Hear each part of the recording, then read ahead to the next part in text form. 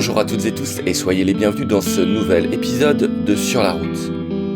Un épisode consacré à nouveau au cinéma en compagnie de Stéphane Quinson. Bonne écoute.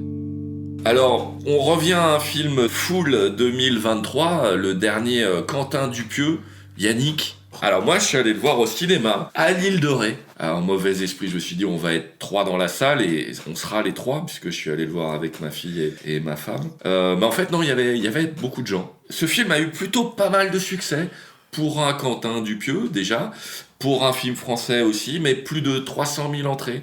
Donc ça c'est bien aussi déjà, c'est...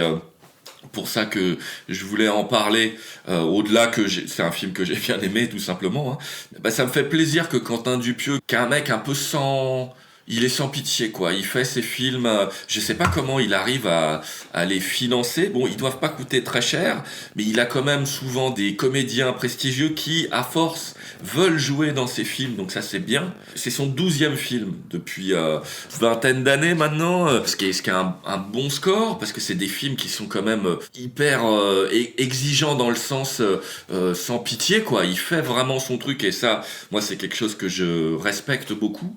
Déjà voilà, Quentin Dupieux qui aussi était musicien à la fin des années 90 avec Flat Beat qui proposait déjà une musique électronique un petit peu particulière dans l'époque, quand il était déjà singulier. Bref, tout ça pour revenir à Yannick, dont le pitch est très simple, parce qu'en fait il y a une unité de lieu et de temps dans ce film, c'est... on est dans un théâtre, on assiste à une pièce de théâtre qui part plutôt mal, un peu beauf française, et de là il y a un gars qui se lève et qui dit non, moi j'ai fait du RER, j'ai payé ma place, demain je bosse, il faut que vous me donniez un truc à voir où je passe un bon moment, parce que là je m'emmerde quoi. Le mec qui me pique ma femme et il faut que je sois sympa. Oui, sois sympa. Il a chopé une bactérie épouvantable quand il faisait un safari au Kenya. Mais tu veux que je me suicide? C'est pas possible. Et c'est quoi la suite du programme? Tu vas m'annoncer que t'es enceinte? Ouais. Pardon.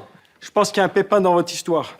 J'ai du mal à accepter qu'un spectacle qui c'est censé me remonter le moral, ça me fait l'effet inverse. Hein, Non mais je pense que vous n'êtes pas du tout en train de vous rendre compte, monsieur, mais en fait là, ça se fait pas du tout ce que vous faites, en fait. Vous écoutez ce que je raconte là ou je suis en train de pisser sur un violon là? Y a pas moyen que ça continue. Vous voulez me torturer ou quoi? Attendez, monsieur, vous voulez qu'on fasse quoi, en fait, exactement? Vous voulez qu'on fasse quoi? Ça peut partir en sucette à n'importe quel moment là, cette histoire. D'accord? Non mais moi je joue pas ça, c'est trop de la merde. T'as vu les fautes de français, c'est illisible, on s'en fout, on le fait et puis basta, c'est pas grave. Mais si, c'est grave. On va passer pour des guignols devant tout le monde, merde. Faut faire quelque chose, les gars. Oh, je fais rien, j'ai pas envie de crever. Mais crever de quoi? Paul, Ouais. écoute-moi, si tu nous sors de là, je couche avec toi. Quoi? Attends. Je te promets, si tu nous sors de cette merde, tu couches avec moi, comme tu veux. Par devant, par derrière, à l'envers, comme tu veux. Mais neutralise ce mec. Quoi? Mais t'es pas bien toi? J'en ai plus rien à foutre. Ça peut partir en sucette à n'importe quel moment là, cette histoire. D'accord? Suite à ça, bon, il les prend en otage, il prend tout le théâtre en otage et il va écrire sa pièce pour la faire jouer aux comédiens sur scène. Bon, t'as un petit sous-texte qui est intéressant, voilà, l'entertainment. Ça reste un Quentin Dupieux accessible et avec une petite scène assez émotionnelle vers la fin où il te cueille un peu, qui est assez rare dans les Quentin Dupieux. Et donc c'est à noter, l'acteur principal, c'est Raphaël Quenard, qu'on commence à voir partout et avec plaisir, parce que ça c'est un acteur que j'apprécie beaucoup. Alors j'espère qu'il va pas vite fait tourner en rond avec son petit accent et on va lui proposer toujours les mêmes rôles. J'espère pour lui qu'il va s'émanciper, arriver un moment de ça. Mais bon, il a capté que c'était un petit peu ce qui faisait sa renommée et que donc il le joue à fond et il a raison pour le moment. On verra comment il évolue, parce que c'est un acteur qui fait un peu l'unanimité, parce que je l'ai vu dans plusieurs films et je le trouve, c'est un très bon acteur tout simplement. J'ai super bien raté un film que je voulais voir absolument avec lui, Chien de la casse. Mais pour en revenir au Dupieux, Yannick, 65 minutes. Bam, parce que ce que dit Dupieux, et ça j'aime bien, bah moi mon film je l'ai écrit, je le tourne 65 minutes, j'ai pas besoin de plus pour raconter mon histoire, donc j'adore cette approche. Et pour la petite histoire, la première semaine d'exploitation, le film était gratuit pour tous les gens qui s'appelaient Yannick. C'est vrai. Ouais. C'est bon. Donc j'aime bien, parce qu'en fait le gars là en 2 ans il a fait 3 films. D'accord. Il a fait Yannick. Quelques mois avant, il a fait Fumer, fait tousser, qui est un film un peu à sketch, qui est un peu particulier, mais qui a un sketch dedans avec Raphaël Quenard déjà, et Blanche Gardin, qui est absolument ce qu'a fait de mieux au cinéma français ces dernières années. Enfin, j'en dis pas plus, je laisse les gens découvrir. Ouais. Blanche Gardin, elle est aussi dans Yannick, non? Ouais, elle est aussi dans Yannick, ouais. Et avant, il avait fait Incroyable mais vrai avec Chabat, Magimel. Ouais. Et ce film-là, c'est peut-être pour les gens qui connaissent pas Dupieux, c'est peut-être son film le plus accessible et incroyablement drôle, quoi. Enfin, moi, franchement, ce film-là, il m'a fait marrer, mais il faut le voir absolument.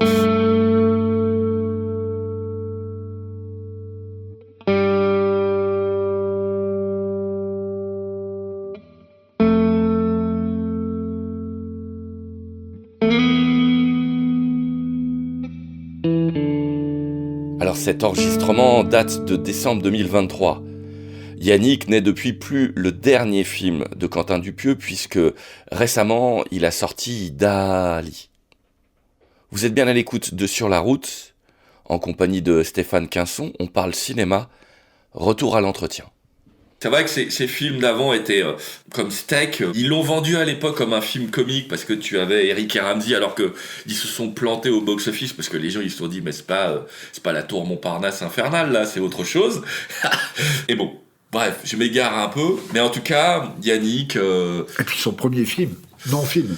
Non-film, ouais, avec Sébastien Tellier. Alors, le mec, il est quand même ultra prolifique, parce que tu dis, Yannick, c'est le dernier, mais c'est déjà plus le dernier, hein, parce qu'il y a déjà Dali,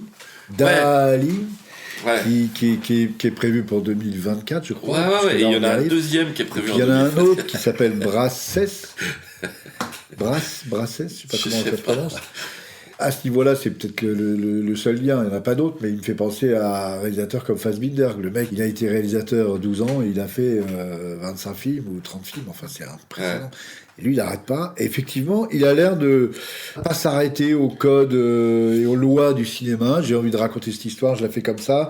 Je veux que ce soit un docu, une fiction, un tel, mélanger des trucs qui sont pas normalement faits pour être ensemble.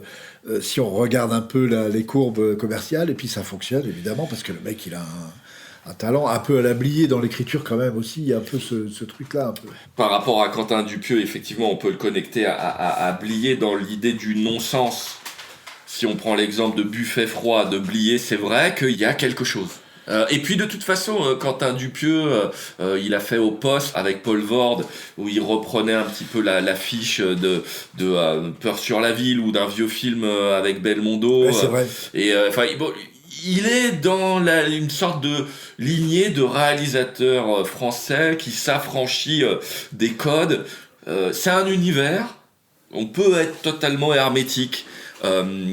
Moi, je vois ça d'un œil où je rentre dedans parce que ça me fait marrer, en fait. Donc c'est facile, tout ce non-sens où il joue sur la corde, où la scène peut basculer dans quelque chose de très malsain, mais non, en fait, on part sur autre chose.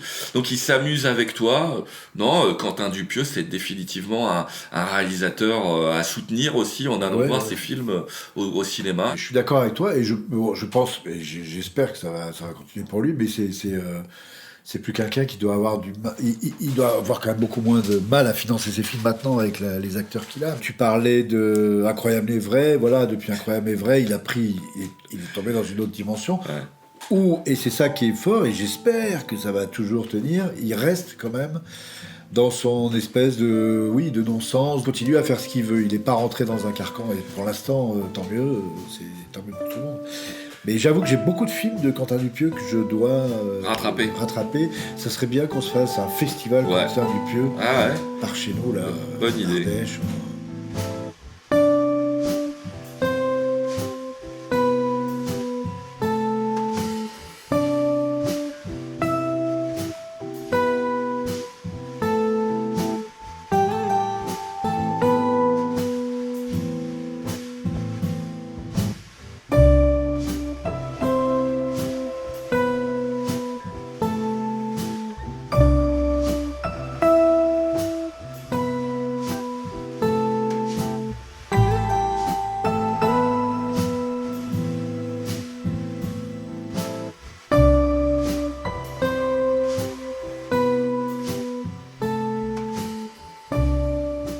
Vous êtes bien à l'écoute de l'émission Sur la route, où l'on parle cinéma avec Stéphane Quinson.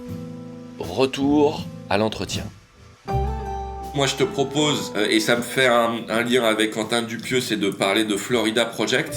Il y a une émission sur YouTube où les gars ils visitent un des derniers magasins où il y a de la location sur Paris, et ils invitent des réalisateurs, etc. Je crois que c'est Combini qui fait ça. Ouais. Et ça peut être intéressant comme ça peut être un peu chiant, ça dépend de l'invité. Ils ont invité Quentin Dupieux qui parle de ce film Florida Project, donc un film qui date de 2017. Pour le pitcher rapidement, tout se passe à peu près dans un motel qui s'appelle le Magic Kingdom, qui est pas très loin de Disneyland. C'est une galerie de personnages, mais les personnages principaux, c'est quand même une mère célibataire qui, l'espace d'un été en fait, s'occupe de sa fille qui a 6-7 ans, Mooney, qui est en freestyle parce qu'en fait sa mère doit trouver du pognon. Donc elle est danseuse, stripteaseuse, et puis tout au long du film on va la voir un petit peu avoir des difficultés à payer sa chambre d'hôtel, enfin de motel plus précisément. Et donc on suit beaucoup sa fille qui se fait des potes de son âge, et ils arrêtent pas de faire des conneries tout au long du motel. Et t'as une figure un petit peu alors je suis plus dans le pitch là, hein, mais j'élabore un peu le film. Et donc on a une figure un peu paternaliste qui se dessine, qui est le gérant du motel, qui est joué par William Dafoe. Excellent. Pur acteur devant l'éternel, que j'aime vraiment beaucoup depuis longtemps, et qui tient un rôle très important. Okay, I warned you, one drip and you're out. Oh, come on! Out now. It's gonna melt outside. It's melting inside, too. But Bobby... Out. Thank you very much. You're not welcome! The man who lives in here gets arrested a lot. These are the rooms we're not supposed to go in. But let's go anyway. Could you give us some change, please? The doctor said we have asthma and we gotta eat ice cream right away. Here you go. Hey, Layton, got a situation here. Open up. It's only second week of the summer and there's already been a dead fish in the pool. We're trying to get it back alive. Water balloons thrown at tourists. Boobies! Boobies! I failed as a mother, Moni. Yeah, Mom, you're a disgrace. Et c'est un film qui m'a rappelé des films un peu indépendants américains. Tout est sur les acteurs, y a pas de... Tout est sur des scènes de dialogue, il doit pas avoir beaucoup de moyens. On a cette idée de l'American Way of Life, du winner absolu, et là ça montre l'autre côté. De la déshérence en fait des gens vraiment laissés pour compte, et de cet American Way of Life, mais par l'histoire d'une mère de famille qui essaye de s'en sortir, qui est pour autant une nana assez rocky, on va dire. Il n'y a pas de bon, il n'y a pas de méchant. Même si la figure de William Dafoe fait beaucoup d'efforts et prend beaucoup sur lui, parce que les gamins font de plus en plus de conneries en fait. Bon, qui nous emmène à un déroulement de l'histoire, et c'est vraiment une belle découverte, un beau petit film américain. Donc je le rappelle qu'il date de 2017, donc il est passé sûrement sous les radars. Alors je ne sais pas où on peut le voir aujourd'hui. Je sais que moi je l'ai vu en ligne dans une version non sous-titrée. Pour autant ça tchatche tout le temps, mais forcément il faut le voir en VO, comme tous les films qu'on peut voir, il faut les voir en VO absolument, bien sûr. Mais avec des sous-titres, c'est pas mal, parce que si on maîtrise pas la langue de Shakespeare, on peut rater quelques lignes de dialogue qui paraissent quand même intéressantes et qui font avancer l'histoire. Et puis voilà, en fait, le film, par le biais de raconter une petite histoire, raconte une histoire plus large. Et voilà, je trouve ça malin pour un film à petit budget, en suivant des petits personnages. Et pour la petite histoire, il y a quand même beaucoup de gamins, et on voit quand même beaucoup la petite gamine de 6-7 ans qui joue très bien. Donc il faut pas avoir peur, faut pas que ce soit un rebutoir pour les gens qui hésiteraient à voir des films avec des enfants. Pour le coup, ça dépeint une Amérique vraiment un peu sans pitié, quoi. Et il y a pas mal d'humour, mais c'est très sombre aussi, hein. Et du coup, ça amène un côté très réaliste et surtout amplifié par l'idée que ce motel, c'est aussi des gens qui veulent aller à Disneyland à côté, mais qui s'est blindé, donc ils sont obligés de se rabattre sur ce motel un peu miteux, quoi. Enfin, tu vois. Et donc il y a le clash de tous ces gens avec un peu d'argent face à des Américains qui n'en ont pas, et ne peuvent pas aller à Disneyland parce que bien sûr les gamins ils veulent juste tous aller à Disneyland qui est à côté, quoi, qui est à 20 minutes en voiture, genre. Et voilà, bon, un film que je conseille. New job? Yeah. If you're working, who's looking after mommy? You're not my father. I don't want to be your father. You can't treat me like this. You don't think everybody knows what's up, Haley? Everybody. She's about to cry. I can always tell when adults are about to cry. Why is my mom yelling? They're just talking, they gotta figure something out.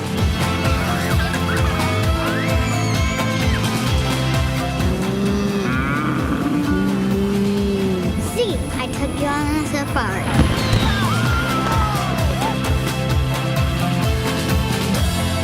Whoa. Let's go, come on. Have a nice day! Love you, Bobby! I love you too! Bon, on pourrait continuer comme ça. On a eu le droit à un Wes Anderson, Asteroid City, qui était quand même, personnellement, j'ai trouvé bien mieux que French Dispatch, qui m'avait un petit peu déçu. J'aurais pu parler de La Nuit Romero. In 1968, George Romero brought us Night of the Living Dead. It became the classic horror film of its time. Not that room! Not that room! Now, George Romero brings us the most intensely shocking motion picture experience for all times. It gets up and kills. The people it kills get up and kill. This situation must be controlled before it's too late. They are multiplying too rapidly. Dawn of the Dead. Meet me on the roof at 9 o'clock. Getting out. I don't believe We're it. gonna What? get out in the chopper. We've got to survive. Somebody's got to survive. They kill for one reason. They kill for food. They eat their victims. Imagine, if you will, that something has gone terribly wrong. Shoot it, man. Now, accept the fact that there's no escaping the horrible consequences. George Romero brings back the dead. Night of the Living Dead has ended. Donc la nuit, Night, Dawn et Day of the Dead que j'ai vu au cinéma en une nuit au luxe sur Valence. Et ça, ça c'est un peu ma cup of tea, puisque Dawn of the Dead, je le tiens pour être un des 10 meilleurs films que j'ai vus dans ma vie, si c'est possible de faire ce genre de classement.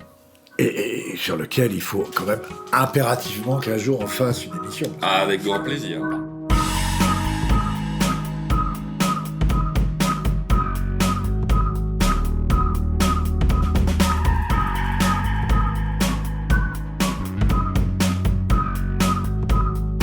Mais de Dawn of the Dead et de George Romero, il n'en sera pas plus question dans cette émission, puisque l'émission, elle touche à sa fin, et il va falloir du temps pour parler de tout ça.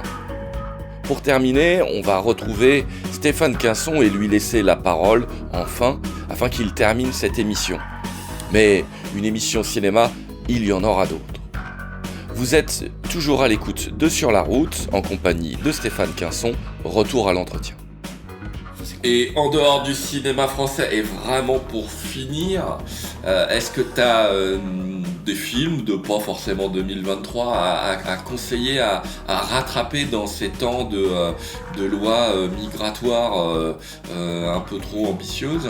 Ben moi je reste dans cette lignée un peu des films ouverture des esprits qui sont nécessaires à la lutte contre la bêtise et contre les œillères. Donc oui, mais on peut remonter au tout début, on peut remonter à la naissance d'une nation, de Griffith, on peut monter au mirage de la vie de Douglas Sirk, qui était quand même un réalisateur ultra moderne pour l'époque, ultra visionnaire, ultra poétique, et quelqu'un qui a inspiré énormément de réalisateurs d'aujourd'hui, des réalisateurs comme Spike Lee, Raoul Peck, enfin il y a des tas de gens, Alan Parker, on parlait tout à l'heure aussi de Mississippi Burning. J'aime bien remonter les fils, j'aime bien, il y a un terme anglais qui dit unravel, qui veut dire remonter le fil des choses, et j'aime bien. Peut-être pour conclure, en tout cas ma part sur cette émission, c'est de démarrer de Nope, qui est un film, encore une fois, que je trouve absolument magistral dans sa réalisation, sa nécessité, dans sa proposition poétique, artistique, et en même temps dans son minimalisme, quoi. Il y a pas de gras, quoi. Il y a rien acheté dans ce film. C'est là, c'est de commencer à prendre le fil et de le tirer, parce que j'aime bien entrer un peu dans la tête des réalisateurs aussi. J'aime même beaucoup ça, en fait. Et de voir d'où ça vient, quoi. Et tu peux pas regarder Nope en 2022 sans forcément t'arrêter sur Spike Lee. Pour l'anecdote, le producteur Jason Blum, qui a produit Nope et Get Out, et qui a produit, je crois, de Spike Lee, le Black avec 3 ou 4 K à l'intérieur, Black Clansman. Il y aurait une émission à faire sur ce producteur qui a quand même, sur le fantastique, agi. On parlait au tout début d'émission aussi du budget, et je me souviens d'une phrase de ce producteur qui a limité très vite les budgets de ses films pour ne pas entraver le développement créatif de ses réalisateurs. Et quand ces films ont commencé à avoir beaucoup de succès, les studios auxquels sa production était affiliée, puisque aux États-Unis ça se passe comme ça, t'as une production, si elle marche, t'es accoquiné à un studio qui va te donner beaucoup d'argent, disait, alors je sais peut-être pas le chiffre juste, mais le studio lui donnait 10 millions de dollars pour faire un film, lui il les coupait en 10 films en fait. Il prenait 1 million par film, ou 2 millions donc en 5 films, et c'était sa règle à lui, c'était de garder ce truc, et voilà, et il a produit, il a beaucoup fait aussi dans cette voie-là du film, où on traite un peu de la vision de l'autre et des différences. Donc je remonterai bien encore sur d'autres émissions encore le fil de ça. Je fais une toute petite parenthèse, parce que j'ai beaucoup aimé ce film, c'est Green Book avec Viggo Mortensen. C'était un film qui m'avait bien marqué, qui commençait à amorcer ce virage où enfin on tenait côté. Ça, j'insiste là-dessus, parce que on parle beaucoup il y a des tas de phénomènes sociaux qui nécessitent, à mon avis, de remettre l'altérité, de reposer l'altérité entre les choses pour avoir un regard plus juste, de pas toujours vouloir que les choses soient pareilles. Je pense que c'est valable par rapport à l'homophobie, c'est par rapport à la femme, par rapport à tous les sujets de société où on doit se débarrasser du vieux regard d'antan. Bref, allons au cinéma si possible, il s'y passe des trucs bien.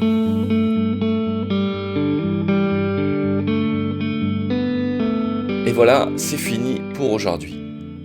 Alors merci à Stéphane Quinson pour le temps et les pistes cinéma.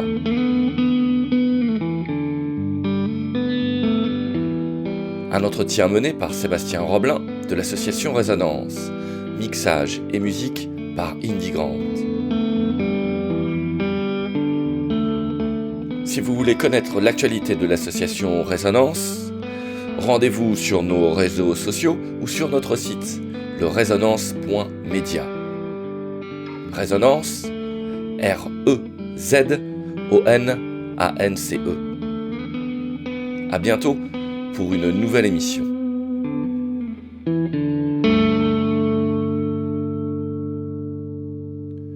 Sur la route, une série de portraits radiophoniques.